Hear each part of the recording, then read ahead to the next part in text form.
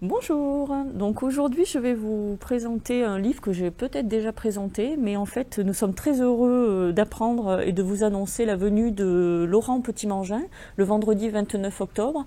Alors je vous redonnerai les horaires exacts de sa venue.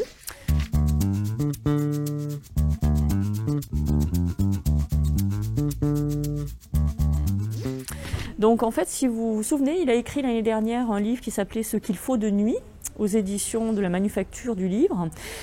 Et c'était un merveilleux roman qui a eu beaucoup de prix et qui a eu le prix féminin des lycéens, entre autres. Donc c'est quand même, pour un premier roman, c'est vraiment très bien.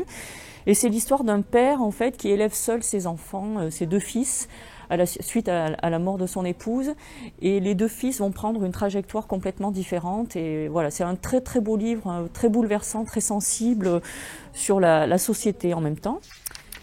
Et donc, je vous présente son deuxième livre qui vient de sortir, Ainsi Berlin, du même éditeur. Donc là, c'est un sujet complètement différent par rapport au premier. C'est l'histoire de Gert, un jeune homme qui est dans la reconstruction de l'Allemagne, de Berlin, donc après la guerre, et donc qui va être pris en étau entre deux femmes qu'il aime, une femme qui va se retrouver à l'Est et qui va participer à la reconstruction du côté Est avec le Parti communiste et tout ce qu'on sait de ça, en fait, avec un enfermement des habitants, etc. Enfin, et une reconstruction en même temps d'écoles pour les enfants qui seront effectivement le summum du pays. Et une américaine qui habite à Berlin-Ouest et donc qui va de temps en temps à Berlin, puisqu'encore à Berlin-Ouest, puisqu'il n'y a pas encore le mur n'existe pas, il n'existera qu'en 1961, donc ils peuvent encore passer à peu près facilement de l'autre côté.